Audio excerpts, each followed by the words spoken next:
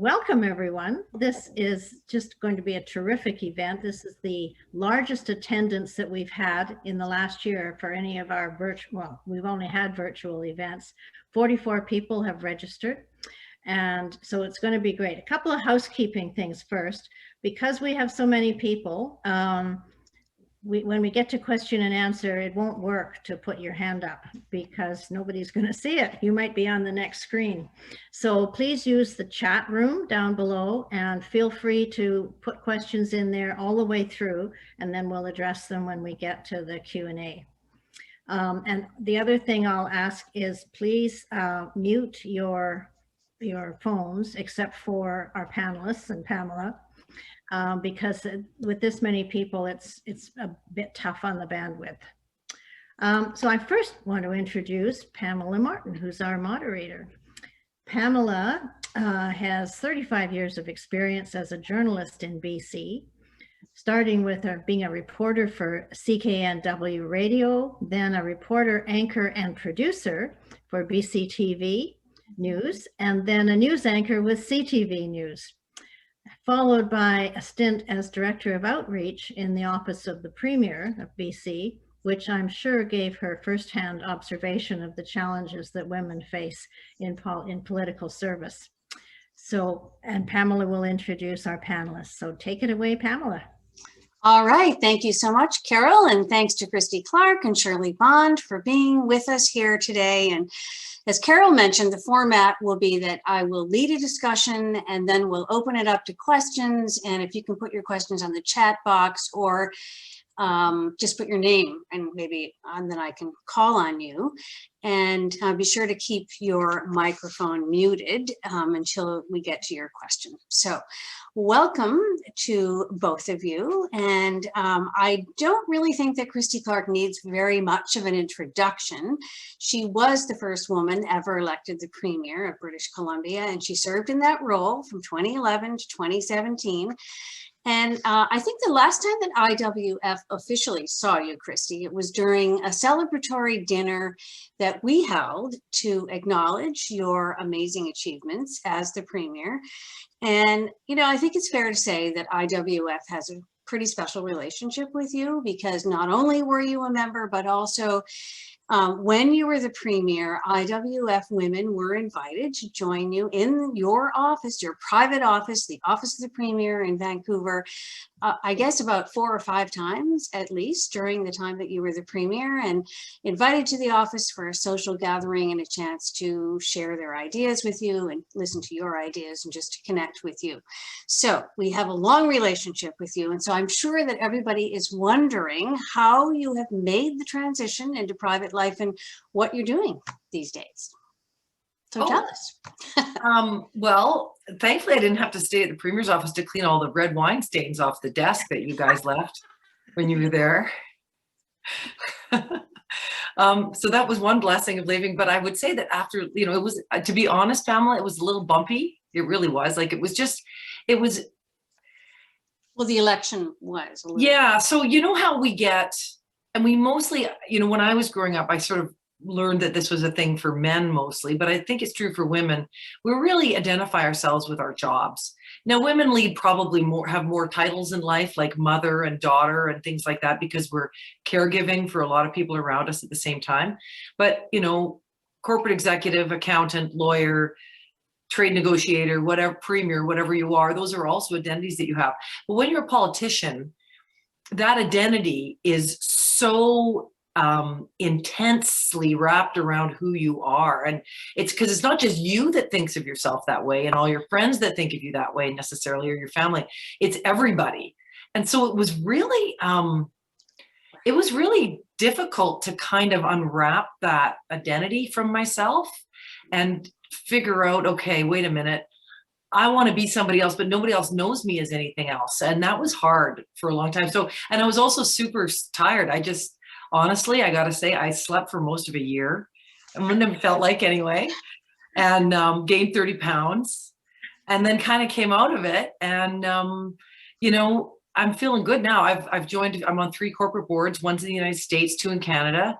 And I'm at Bennett Jones Law Firm. That's really interesting work for me. Do a lot of resource development work, and I've been doing a lot of public speaking. I was anyway, not anymore, on women in resource development in particular. So and I'm doing some trade work as well. I also volunteer, as you know, Pamela.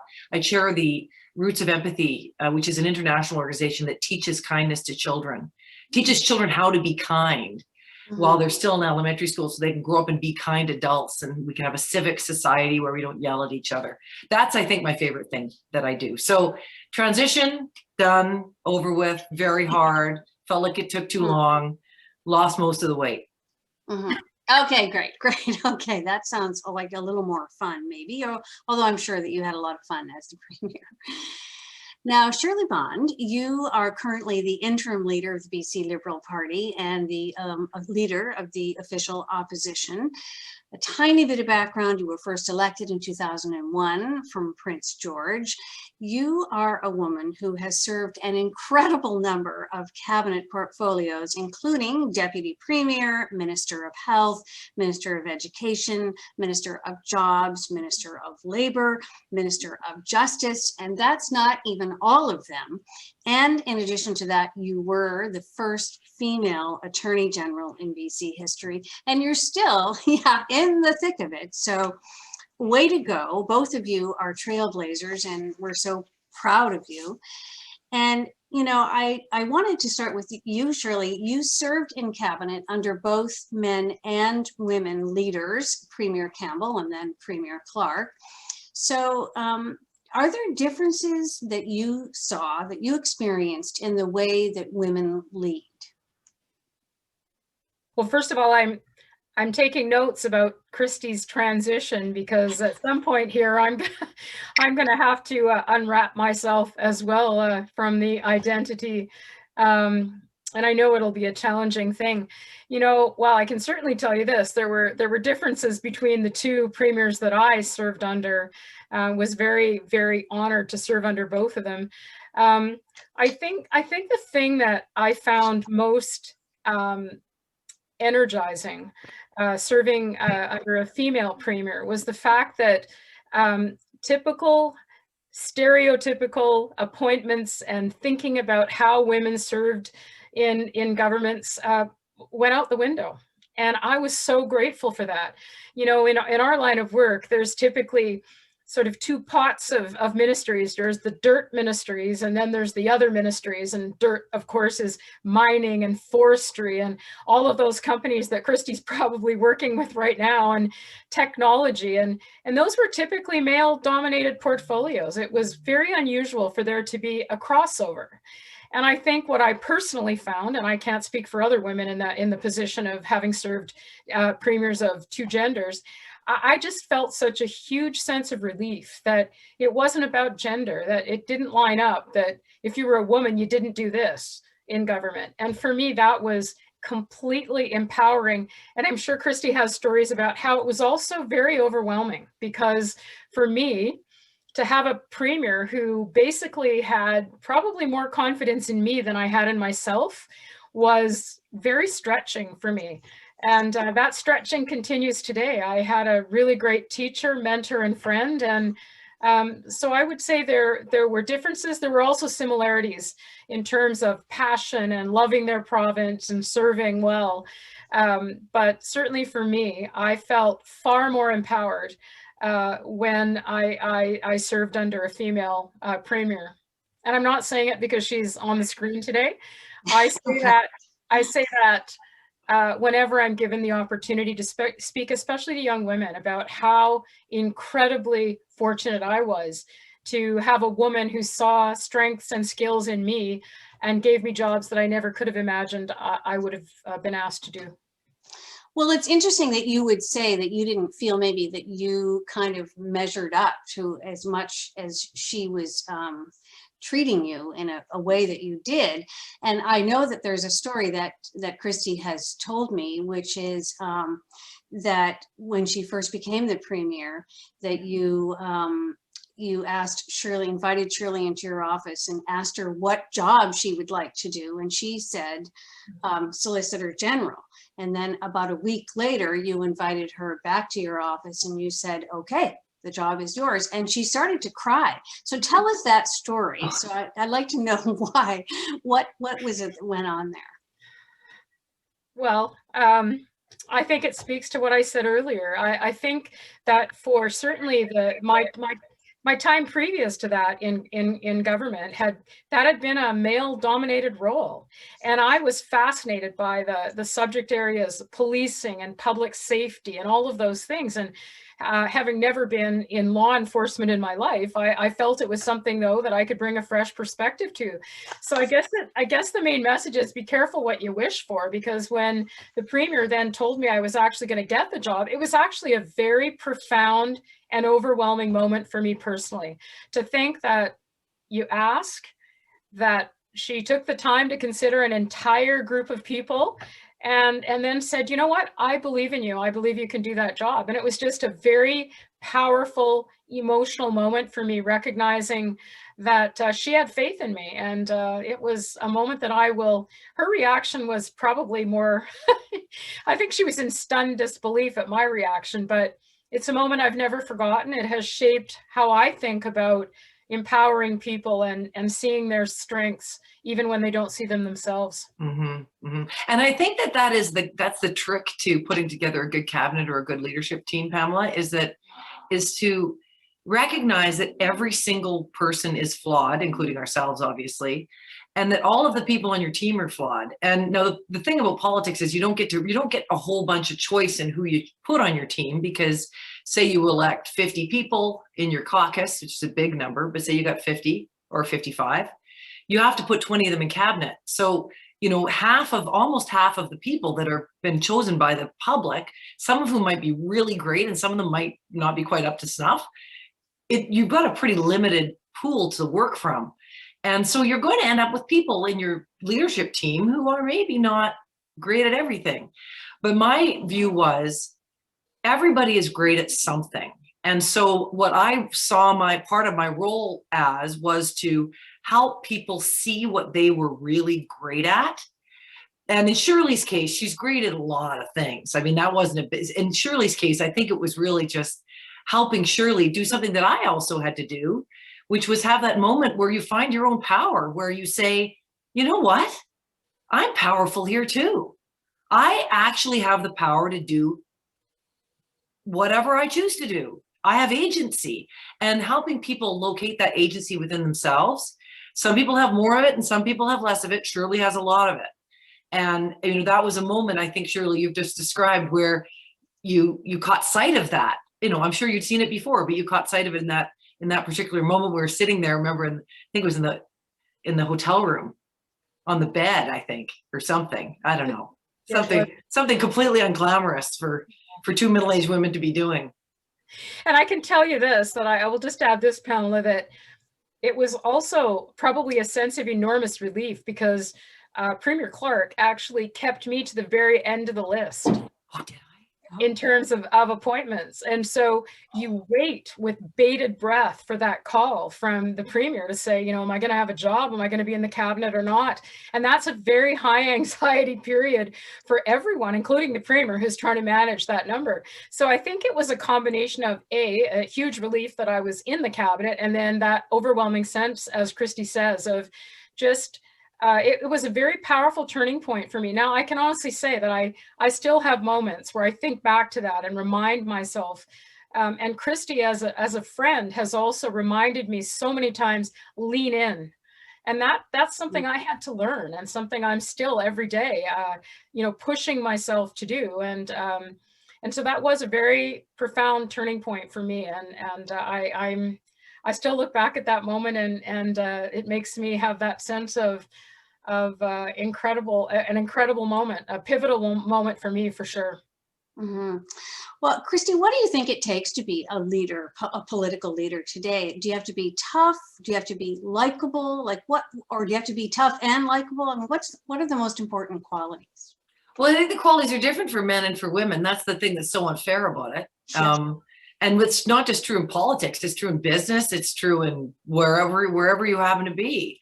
It's true if you want to get your book accepted at book club for your pitch. I mean, It's everywhere. And the problem is, and there's so much research that supports this, that women, and I think, you know, I've talked about this a lot, is that there's this continuum of, like, you know, there's likability and then there's toughness. And for men, it's possible to be liked and tough. The two of them don't exist on a continuum, but for women, they really do. So the more likable you are, the less competent people think that you are, and the tougher you are, the more competent they think you are, but the less likable they think you are. And, you know, it's Hillary Clinton was a really, you know, tragic and magnificent example of that dichotomy at its very worst. And that's the problem that we struggle with, right? Because you can't, and I really think that's why there haven't been many women reelected in Canada. I mean, I'm the only one, and, you know, and then the guys got together and formed a minority government. And, you know, fair enough, that's how democracy works. But I mean, I think that's the problem, right? Women get into government or get into leadership, and leadership means you have to be tough. And nobody said, gee, Donald Trump, I don't want to vote for, well, I guess people did not want to vote for Donald Trump because they didn't like him, but not that many, not that many. I mean, he almost became president again, and he, you know, his leadership left him with gains in Congress, with few losses, with a Senate that's split down the middle, and winnings in every state house across the US. So it's not something that men have to deal with. And that's what's so profoundly unfair about it. And we have to resolve that, I think. You know, we live in a society where we grow up in the soup of sexism from the day we're all born, and women grow up with it too. And so it's not like women are any kinder in judging each other on that continuum than men are. Mm-hmm. So we've heard for a few years now a lot of statistics which show that companies or businesses are more successful when there are women on the boards or women in significant positions, executive positions. So do you think that either of you or both of you, do you think that governments would run better or do run better when women are in charge and more influential? And why do you think that is? Start with Shirley.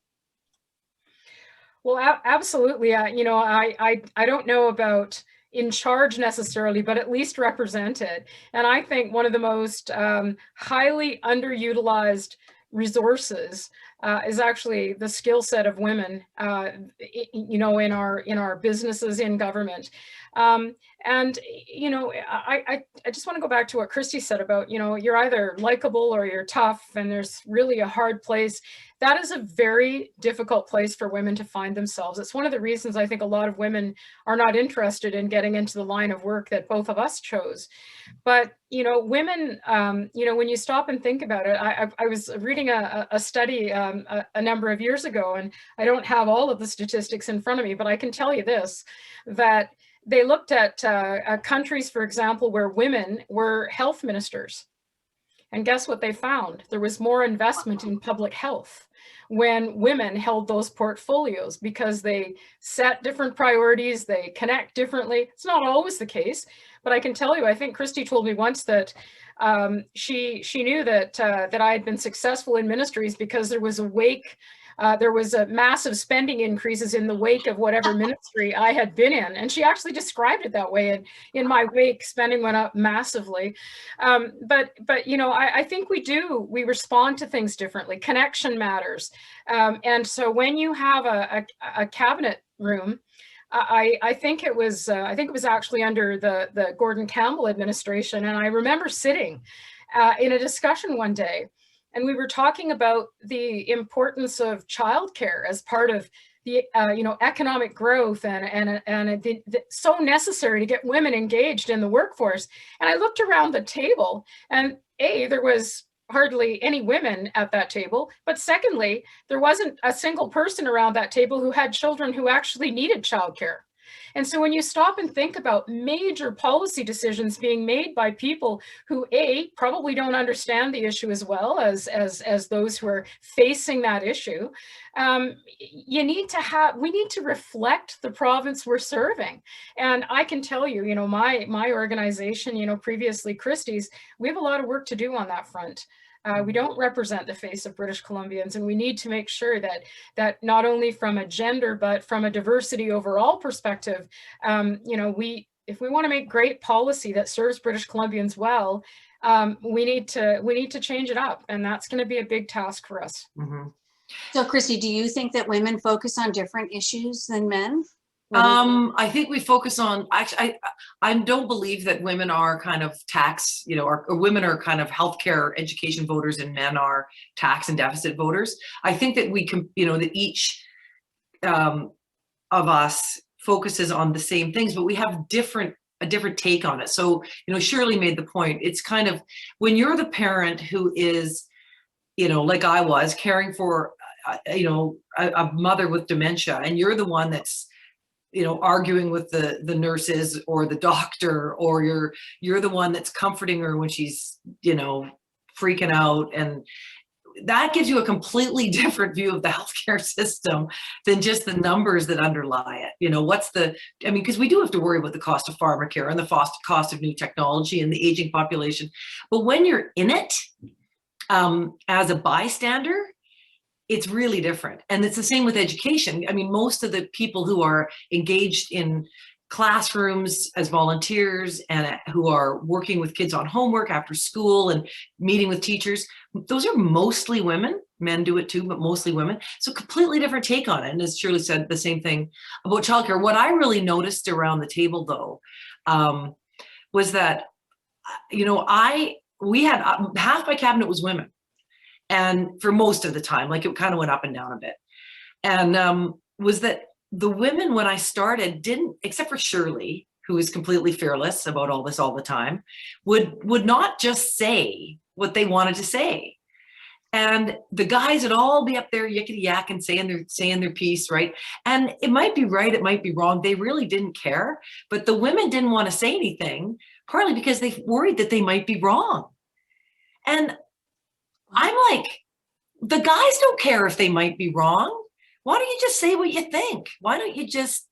And so I would go around the table and I would I would call on the women to offer their opinion. And they were always happy to do so, but they never felt, at the beginning in particular, Shirley, hey, people just didn't feel like it was a comfortable thing to do, to step up with all the men around, because we are not raised to raise our voices around men. We just aren't. And it really, as a leader, it's really important, I think, for men in particular, but for women to pay attention to this too.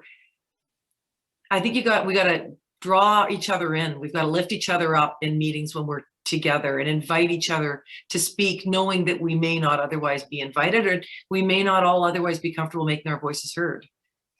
So you had to be very intentional then in reaching Absolutely. out to women and making sure their voices were heard. Yep, always was thinking about that, and I was always surprised, like that women would have some issues, surprisingly, like weird things, like I remember air care. Do you remember that? Kevin Falcon was on this big thing to get rid of air care, and all the men are like, yeah, let's get rid of air care, let's get rid of air care. And I said, well, let's bring some. I didn't know what the answer was going to be. I said, well, let's bring some of the women around the table, and every single woman said we shouldn't get rid of air care. Oh my God. Every single one. They felt it was still a really important program to protect the environment. And the men were all, this just costs money and blah, blah, blah, blah.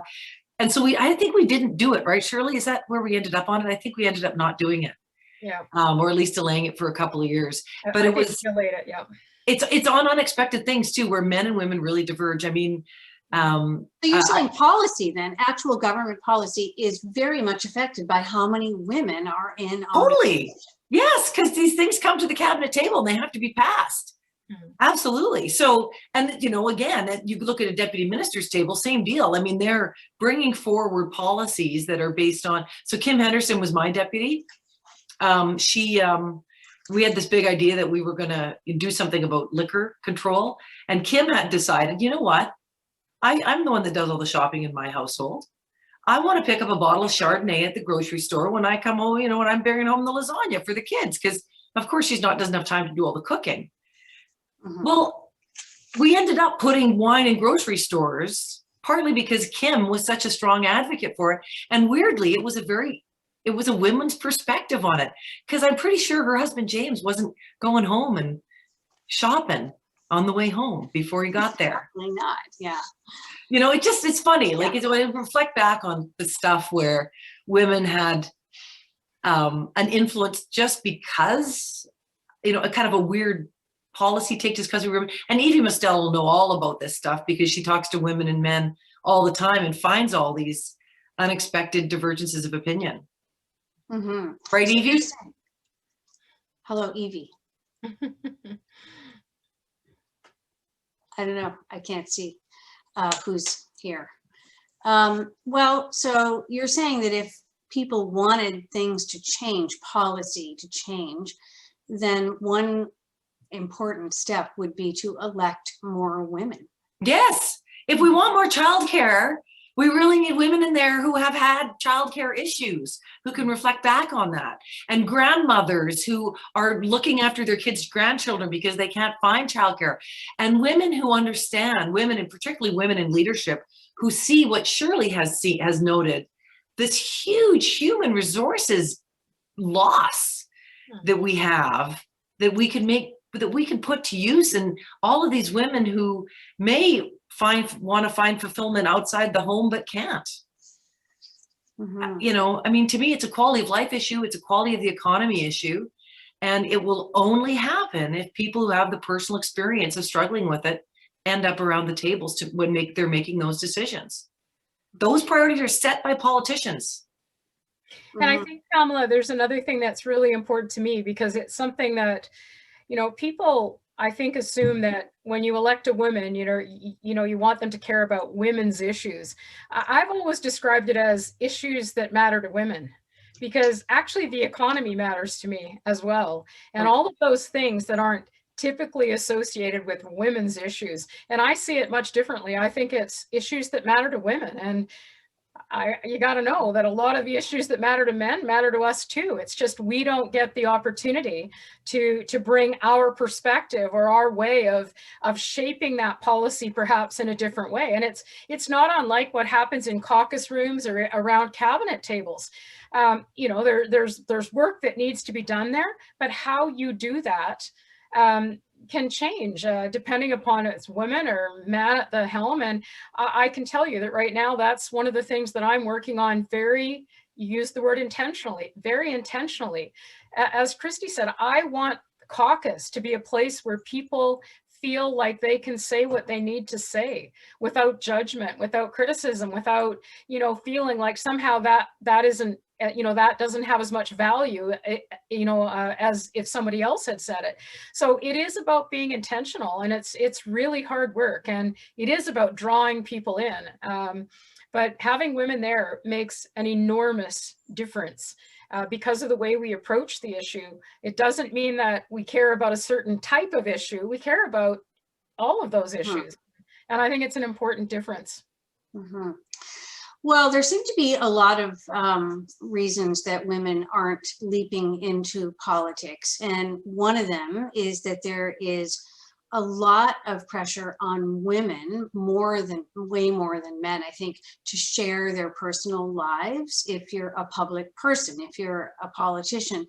So I remember when I was working for you, Christy, that the media, everybody was so interested in your personal life. They wanted to know, about your child and how did you manage and how did you take care of him and be the premier. And, and then of course you brought him as a baby when you were a cabinet minister, which, was shocking to a lot of people.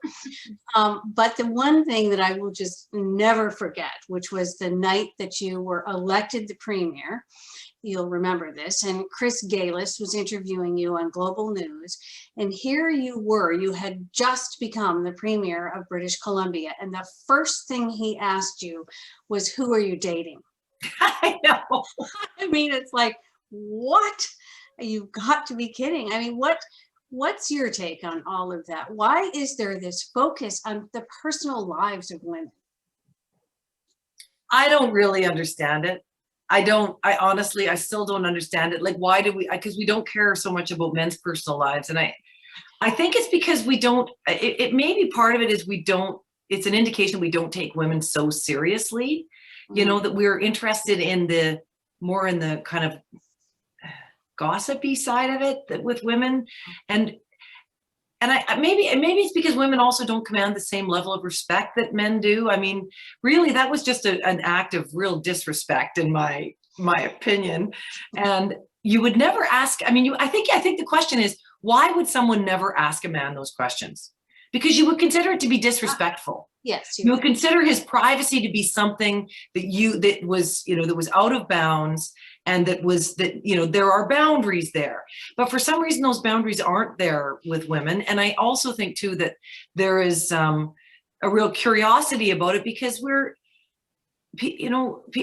people don't assume that there's an implicitly there's a whole, how can you do this without a man narrative?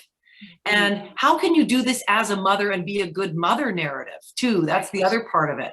And I think there's it's very hard for people in a sexist society to see women outside of those traditional roles of spouse and mother. And I think it's kind of jarring for them. It's, I don't know, it made me really mad at the time, because it was like, this is the most interesting thing about me? Is who I'm dating? It was really? You didn't answer it, of course. Well, I don't remember what I said. Do you remember what I said? No, but I just remember like, what? Yeah, I think I just sort of, my jaw dropped. Like I went, oh, well, maybe we could, I didn't even have a good answer. I know, I don't think so. I have no idea. But also then on the other side of that, Shirley, you have been very public about the loss of your husband, and you've been quite emotional about it. And do you think that that is a good thing, that you can express yourself emotionally? Does it in any way take away from you, do you think? Well, I certainly hope not, because I think one of the things we need in the political world is more authenticity, not less. It would have been virtually impossible for me to, face the loss of my life's partner without, and, sort of pretend it didn't happen. For more than 40 years, my life was shaped by that person, and to have lost him during COVID was not because of COVID, by the way, but my husband, like many others and families in this province, I remember being very reluctant to actually talk about the story. A reporter from a very small newspaper asked if she could tell the story, and she spent some time with me talking about it, and I trusted her enough to share sort of the personal journey I was going through. And I have to say, she was very, in the end of the day, she took what I had to say, and she was very careful with how she told the story. But for one of the reasons that I felt fairly comfortable being open about it was that other families needed to know that I understood what they were going through. My husband, basically, I did not see my husband for weeks while he was in the last days of his life. It was the most devastating thing our family has ever faced. And to know that he was ultimately dying alone was devastating. And I also needed to be able to demonstrate that when you have faced loss of that magnitude, and there is no other way to describe it. For those of you who don't know, in the end, my husband died of a massive left brain stroke, which by the time I got to see him, he was already basically, palliative at that point. I also needed, I think, women to know that you can experience that, and through grit and determination and a real desire and need to go back to work, that you can do that and you can manage. It's still only been months for me. It's not even a year yet. So I wanted to be authentic. I couldn't have hidden it even if I tried. So I felt it was important to share it in the context of COVID, not in a way to grab attention, but to be able to help connect with people in a different way. And also to be able to demonstrate that I could pick myself up and I could go back to work and I could do my job well. And that doesn't mean you don't come home some nights and think, I don't know that I can face tomorrow. But I think that it has helped me in my role. For others, they may choose to be very private about those things. But for me, it was virtually impossible to hide. And I felt that it would help people understand who had gone through that kind of devastation, that there is a person at least who's been elected, who understands what you're going through. Well, I do think it has been a wonderful example for the rest of us, surely. And I know, Christy, you too often talked about, you know, personal things and emotional things, and it's been actually refreshing for the rest of us. Yeah. I mean, for me, it was the loss of my mom, and she had dementia, and I remember, you know, caring for her was probably, in her dying months, was the single most important thing I've done in my entire life, including raising a child. Like it was, and so Shirley, I mean, I think about your story about Bill passing away without you there. I just, you know, it's so many thousands of people have gone through that during this period, and I do think it's really important that, as Shirley said, that people understand that politicians do have experiences like they do, that, you know, that we're all sort of sharing in the same world, and experiencing the same things, and thinking about public policy from that perspective. Because I will never get over, I would change me forever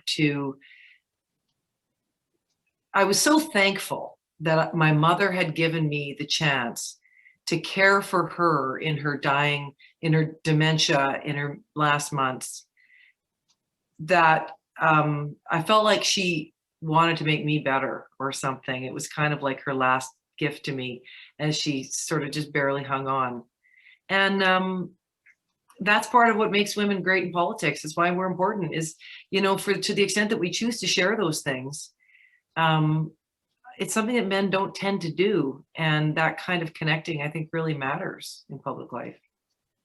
Pamela, let me just say that one of the things that I remember most about, you know, my relationship with the Premier, and in this case, Christy, was that story about her caring for her mother. It was like it gave me permission to be who I was and to go through those experiences. I still remember her sharing the story of leaving the station and going to the hospital, and I still remember this. You know, she would talk about how she would crawl into bed with her mom, and just to comfort her and to care for her. And I thought to myself, man, you know, that is something that inspires me to be more authentic, and that it's okay to share those things. And I think the more that we embrace those kinds of, when it's comfortable. I mean, it took me a bit of time, but, you know, in my case, but I think that's helps us connect with women and say, you know what? As Christy pointed out, we're flawed, we're human, we go through those painful times, we go through the exhilaration of the great work we get to do. But I remember that story, and it helped me as I am now, you know, I have a new title. Christy talked about titles that shape who you are. I have a title I never expected to have. And I remember saying to my kids the morning after Bill died, I have a title, it's widow, and I never wanted it. So Christy just needs to know that her sharing those stories of her love and care for her mother later, many years later, helped me know that it was okay to share that. Well, I think that's really important. Both of you are role models for all the rest of us. And so we thank you for being that, and for being authentic and allowing yourselves to be out there and just be who you genuinely are. So in fact, someone has written on the chat line, Judith has said, thank you for sharing your personal experiences and for being these role models. Moving on with one of the other things that happen to women in public life, especially politicians, is the topic of appearance. There is so much attention on the appearance of women politicians as opposed to men. I'm thinking of, as you mentioned, Christy, Hillary Clinton. I remember that she would always wear the same black pantsuit every single day because she didn't want anyone the media or anyone to comment on her clothing. And then there was, for you personally, the cleavage issue. I'm sure you remember that. Why is there this obsession with the way women look? Or is it just, is it true of all women and if you just happen to be politicians? I think it's true of all women, and I think it's you know, it's getting less and less healthy as time goes on. I mean, the internet world, the social media and Instagram and all that, and Kim Kardashian and all that influence is teaching another generation of young women that their job is to attract the male gaze. Mhm. That's their job, is to be attractive to men, which, you know, it's not really teaching them much in leadership and, you know, how to run a business. I mean, she's doing it. She is her own kind of leader, but, you know, her business is trying to get young women hooked on their appearance being their identity. Mhm. And so I think that, you know, we live in a world where young women are valued over old women, where beauty is valued over everything else, where thin is better than heavy, where, you know, colored hair is better than white hair. I mean, all the rest of it. And those standards only apply to our people, which is what is so unfair. And I think if you look at it, you'll find that 80% of the women who are successful in politics are slim. The heavier ones, you know, Angela Merkel and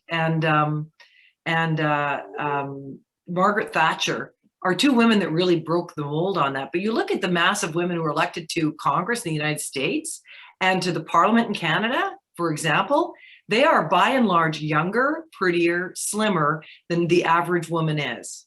That's what it takes to get selected these days. And we are going in absolutely the wrong direction, but it reflects again society's obsession with women as sexual beings as opposed to intellectual, you know, intellectual and spiritual community leaders and business leaders. We're just not, that's not the way society teaches us to be, and it's not the way we teach each other how to think of women.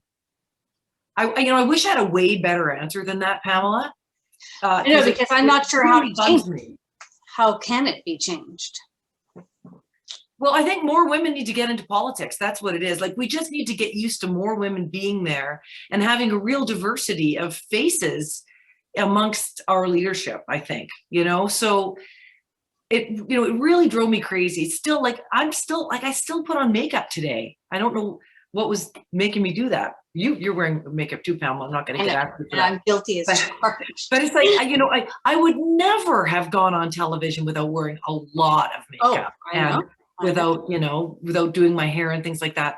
And because it's distracting. It would just be distracting. People would be not hearing your message. So you want to look like a woman and act like a woman, but lead like a man. And it's really impossible to do that. You want to be, I mean, why can't we lead like women and look like we want to look? Why do we have to look, you know, there is a standard for us that doesn't exist for men. And it's, you know, I know we talk about Justin Trudeau's hair, but really other than that, he gets away with everything. Yeah. Yeah. Pamela, I'll share a little story with you about that. And certainly Christy faced the barrage of that far more than I did at my age and place in government. But I remember, you know, going through an extremely difficult scrum and, you know, surrounded by media and you're jam-packed and this thing's just emerged and you're coming out and you're trying to think, all right, I got to get the answer out there. I've got to get it right. I've got to knock this out of the park. And I remember going through that experience and thinking, okay, not bad. I think I did okay. I got home that weekend. I live in Prince George. I commuted home and another woman came up to me and she said, I saw you on TV the other day. And I said, oh, okay. You know, I said, usually that's not a good day, but what was I doing? And she said, I don't know. I have no idea what you were saying, but next time, could you put on some more lipstick? Oh my God. And really that's, you know, you're trying to think about a credible, thoughtful, tough issue. I was Attorney General at the time, trying to figure out how to just get the answer that, you know, British Columbians would have confidence in me. And the issue was I didn't have enough lipstick on. Like, and that was another woman who said that. So, you know, we got to change that. I mean, it's horrible and very, you know, it happens all the time. My first round in politics, which was when we were in opposition in 1996 to 2001, I got so tired of being, I was so conscious of how I looked all the time because people were always commenting on how I looked. And I was so self-critical because I would see myself in the newspaper and I always thought I looked really ugly. I developed a serious eating disorder. And it took me years to get through that and kind of get past it. But when the eating disorder was at its worst and I looked great because I was slim, I got so much positive feedback for that. It's all the wrong incentives for women in politics. And it's not, there's no payoff in that. Wow. Okay, I do want to get to some of the questions. And so one of them, the first question actually is, could you comment on the relationship between a woman in politics and the media? Is it different than the relationship that men have, or male politicians have with the media? Shirley, you go first on this one. Well, of course it is. And I think the thing that I used to find the most frustrating, and I still find it that way today, if I say something and my male counterpart, a colleague, says the same thing, often he'll get credit and people just often ignore what I say. And she's the leader. Oh, right. She's the boss. You know what? And it's just, I could say exactly the same thing. It's the same thing as when it's time for people to go, prior to, the snap election, the big story was, she's been there too long, she needs to go. Well, we certainly didn't hear that about a lot of other people that have been there. In fact, I called Von Palmer out on it and said, well, it doesn't look like there's been a lot of changeover in the media gallery either. So yeah, it's very, and he will now write articles and say, until, Shirley reminded me that I was, it's so disrespectful. I do my homework. I am good at what I do. When I need to be tough, I am. When I'm in question period, you have to get the job done when you're there. Mm-hmm. And yet it's like I am a featherweight compared to, if a man stands up and says it and I say it, they'll pay attention to him. And I'm not a person who feels sorry for myself and think that's, it's just the way it is. And frankly, I have to work harder than they do in order to get the kind of credible response that we need. And I spend every day trying to make sure that when I go out and I'm going to do a media interview, I've done my homework, that I can take them on and lay out the case for our team. And it's hard work, and I have to work harder than they do. Mm-hmm. Yeah, I would just, that's all that Shirley's really covered it. The only thing I would add would be the language that the media uses around women. They can use the same words for men, but it will be complimentary. So ambitious is a good example. When a man is ambitious, it's like, wow, that's fantastic. And this is true in the private sector too. It's true it's just that you see it in the media when it's written about a politician. I remember being referred to as ambitious, and it was sort of like, it was kind of, the picture was sort of like I had these dripping claws, dripping blood, scratching my way. I don't know what it is. And it just seemed like, since when is ambition a bad thing? Well, it is a bad thing for women. And there's those archetypes that, women sort of fit into. You're the nag, or the bitch, or the slut, or the cravenly ambitious, evil godmother. And there's sort of about 4 or 5 of them that we kind of fit into. And that language that's once a compliment for men becomes an insult for women. And that's, I think, to me, that's the biggest difference.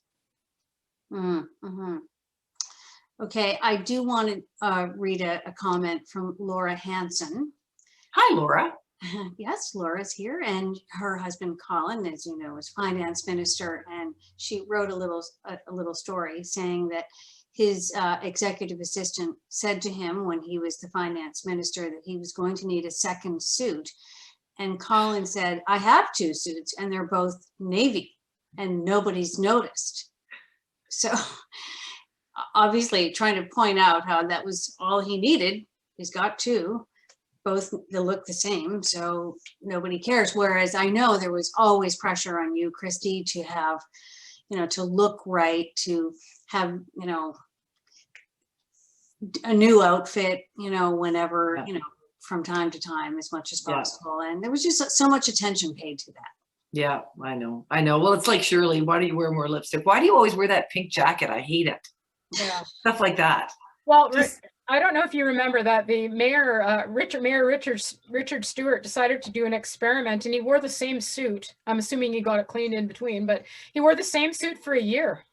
And all he did was change his shirt and tie or whatever he did underneath it to prove this very point, that in fact, nobody said a peep about his suit. I can tell you that if Christy or I wore the same suit every day for more than 2 days, for more than 1 day in a row, and we've actually had colleagues that were called out for that, who had traveled to Victoria, had a limited wardrobe, wear the same outfit twice in a week, and guess what? Media commentary about that. That is shocking. That really Yeah. is to me. Yeah.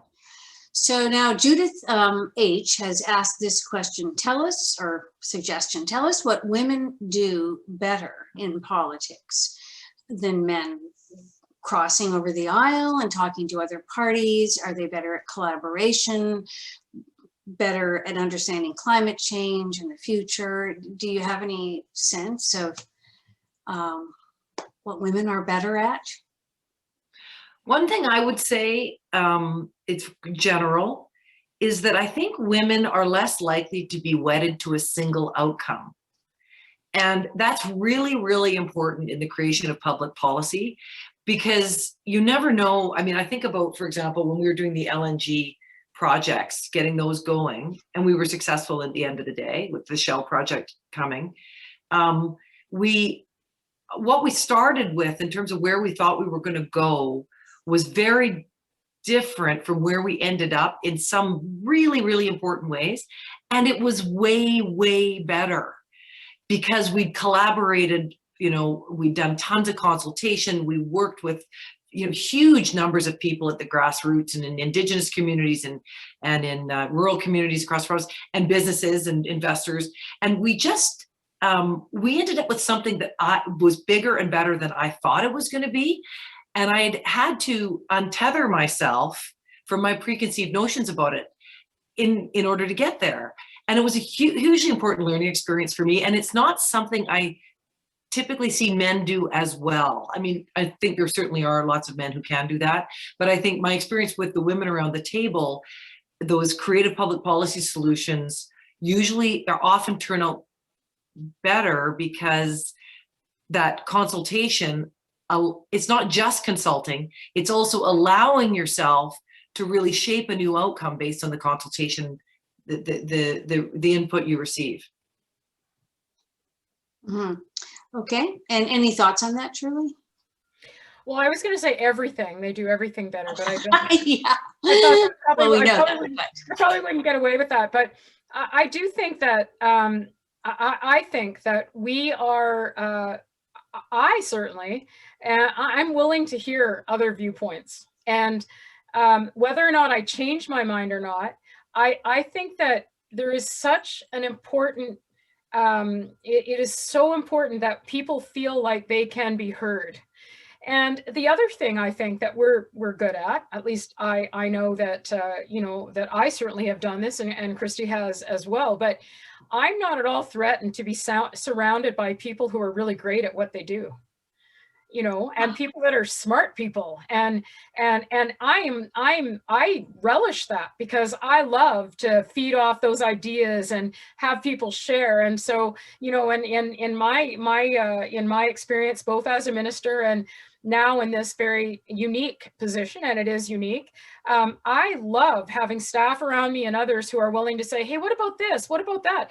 And it's not, I don't need to say that's a really bad idea, or I think that I love that. And I love people feeling like they're in a place where they can say those things, and that by contributing together, we're going to get to a better outcome at the end of the day. And if it's not my idea, that's okay.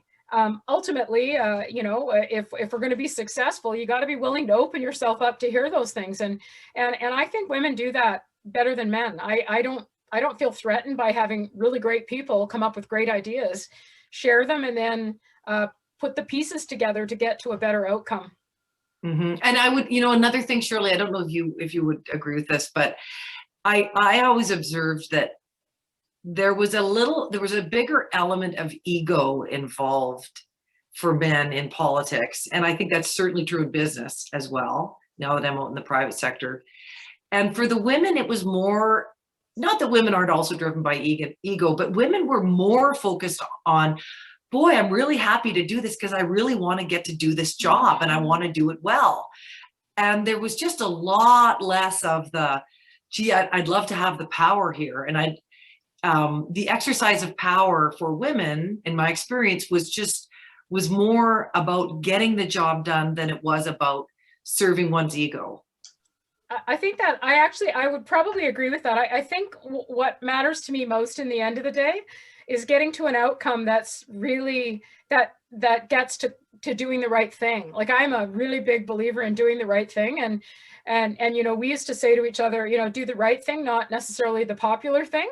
And for me, I feel very, very strongly about that. And, you know, there are still days, you know, in the last few days, you know, where people, I feel, you know, within our team, outside the team, don't take me as seriously as they would if I were a man in this job. And that is decidedly, as Christy has said numerous times tonight, it is just deeply unfair. And you have to just decide, you're going to get up again tomorrow morning and you're going to go back to work and you're going to strive for that really important outcome.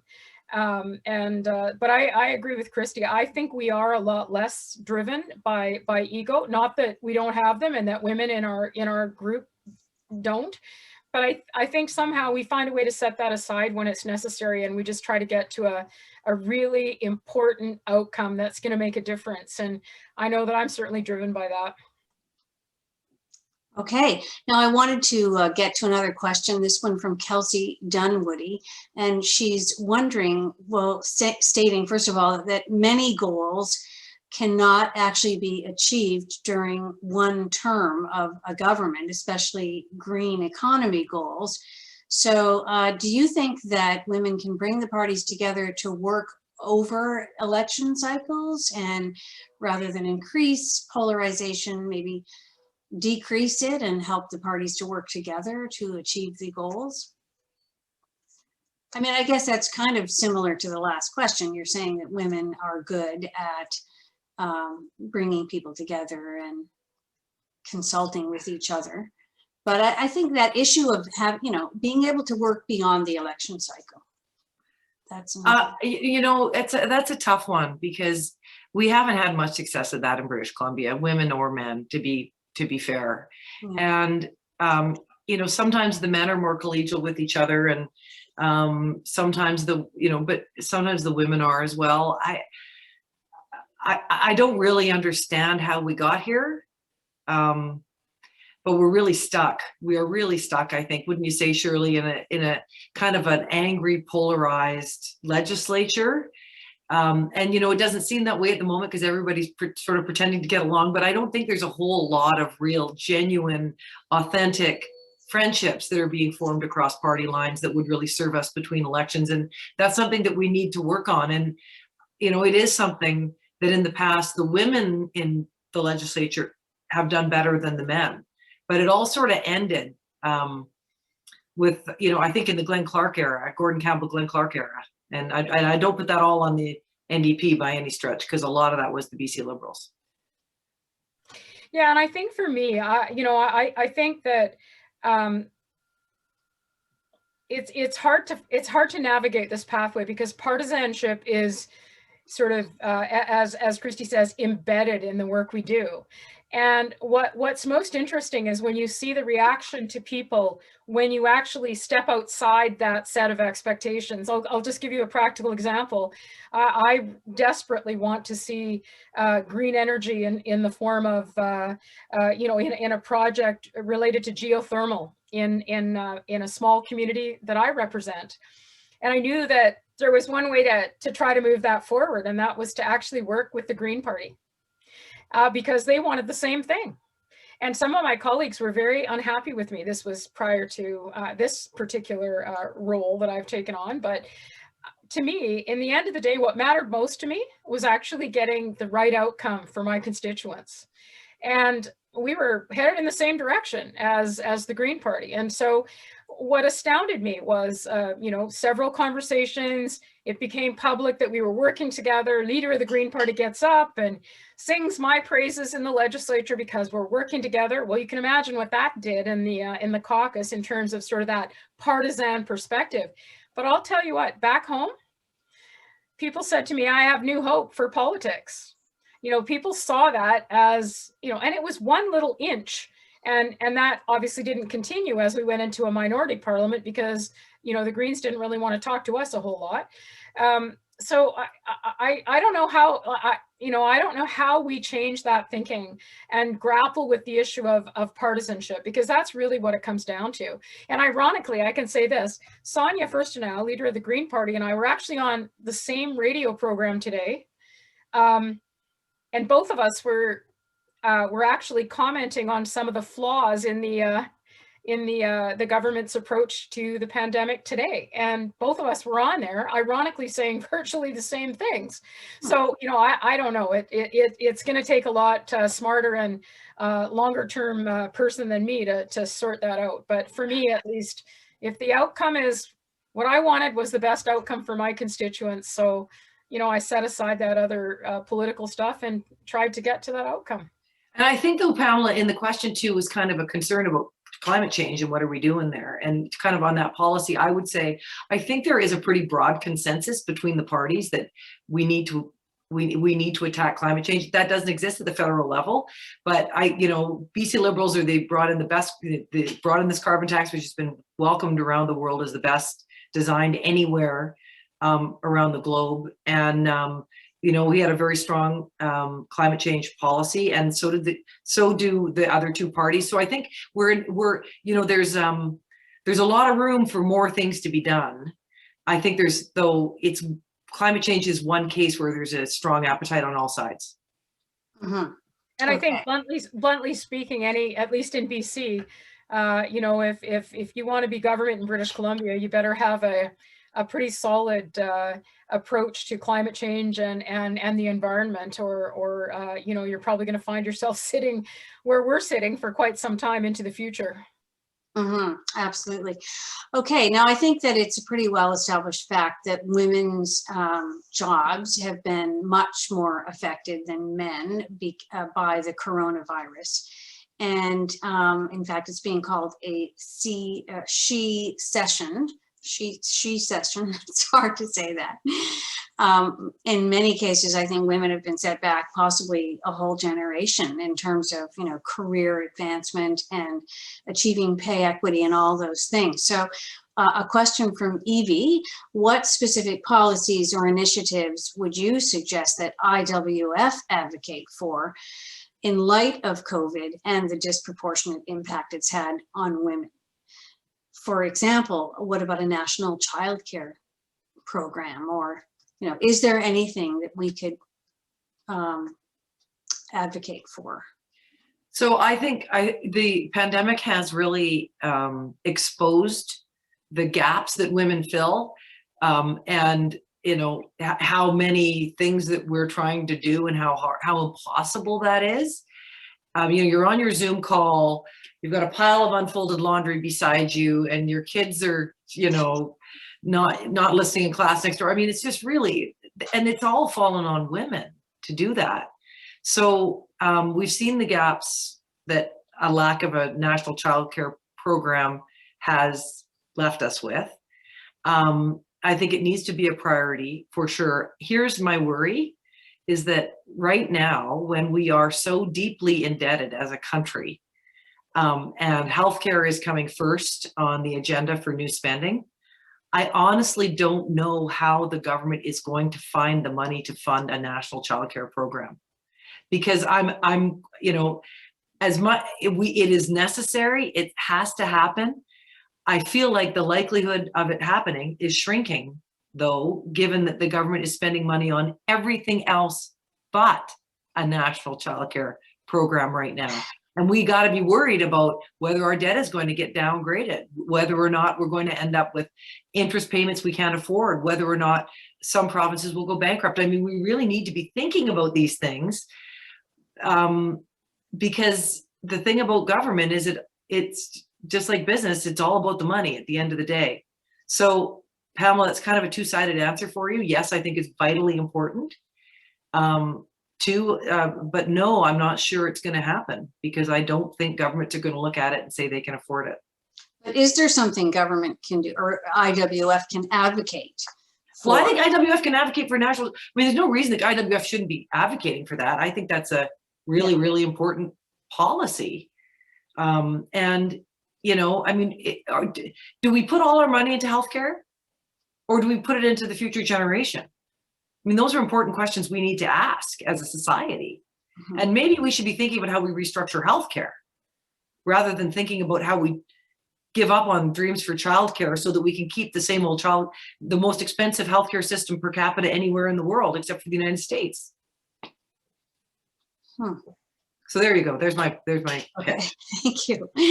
And Shirley, would you like to? Well, just to add that I think Christy captured it so well, and you add a couple of other dimensions to that. You know, women have become teachers because their children are learning online. They are busy dealing with all kinds of home-based issues. But think about it, the perspective that for many women, we were forced to lock down in our homes, which can be the least safe place for those women to be. We've seen increases of abuse and domestic violence go up. We've seen issues related to, you know, not just childcare, but, you know, you need to keep advocating for equal pay for equal work. I mean, we're still talking about that after, you know, Mary Ellen Smith was in the legislature. The first woman in the legislature started that conversation, and here we are. We've seen the wage gap be exposed, you know, violence against women. And you just look at the list and you stop and think of the devastating impact that COVID has had on women. And of course, we need to deal with childcare issues here in British Columbia. We've had a number of broken promises. We see policy decisions being made that will come into place on Wednesday of this week that will cap capacity in British Columbia. And again, you know, there are so many things that we need to do, but you know, also making sure that we have women on boards, and Christy and her deputy were huge advocates for making sure there was intentional involvement of women on boards, reporting out by companies in terms of the number of women. There's so many steps that we need to take. And you know, I read an article, probably many of you did, just a few weekends ago, I think it was the Globe and Mail, big spread that talked about the fact that, you know, we've probably set back gender equity significantly as a result of the impacts of the pandemic on women in particular. So we have our work cut out for us, and lots of room for advocacy, that's for sure, from incredible women like you on the screen. 2.5 women are killed every 3 days in Canada, they estimate. Something like 80% of them by an intimate partner or a family member. 25%, although Indigenous women make up about 3% of the population, 25% of those women who are murdered, 2.5 women every 3 days, are Indigenous in Canada. So just think about that. Femicide. It's not something that we talk about very widely because we're so used to it, I think. But you know, violence against women, I think, is surely it's another issue. I think that women at IWF could really advocate very strongly for. Because, you know, we are in a position to do so. We are women who have had a lot of privileges, but that doesn't mean all of us, and I'm sure, I know it doesn't mean that all of us have escaped violence in our own lives. Mm-hmm. And I think the other thing that we have to always remember, and I have tried so hard over the last period of time as I've been thinking about what we do to sort of, you know, manage our way through this until we have, in our case, a new leader in place. But, you know, not all women are the same. And so today we've concentrated, you know, we've talked about women. Women are not homogeneous. We have women, as Christy points out, Indigenous women. You know, you think about the issue with Asian hate crimes recently, all of those kinds of things. Women are diverse as well. And I think that part of the advocacy can be, you know, is around those very specific differences that, you know, I've lived a very privileged life. You know, I've been lucky enough to have a life's partner for more than 40 years, never experienced physical violence or any of those kinds of things. I've been in public office. I've worked with great people like Christy. I am not typical in that sense. And so I have to remember to be intentional about when I think about policy choices and decisions for this short window that I have in front of me. I need to remember that we're not all the same, and we need to figure out how to grapple with those differences. Okay, well, we have gone 15 or 16 minutes over the 1 hour that we promised that this would be. I think, Carol, that it's probably time to wrap it up. I just want to say thank you so much. We really appreciate both Shirley Bond and Christy Clark taking the time to share their thoughts with us. And it's been really enlightening and so interesting for me and I'm sure for all of us. And so on behalf of IWF, thank you so much for doing this. And Pamela, it is an honor to speak to so many distinguished women who have done and accomplished so much, who are just out there making a difference and using your voices and your platforms. It really has been an honor. So thanks to IWF and Carol and Pamela and everybody. Really appreciate it. And Yes. I say ditto. I feel quite humbled to actually have you ask about the things that I do. I look at the women on this screen and your accomplishments. Many of you and I have interacted in many ways in the past, and I'm very grateful for that.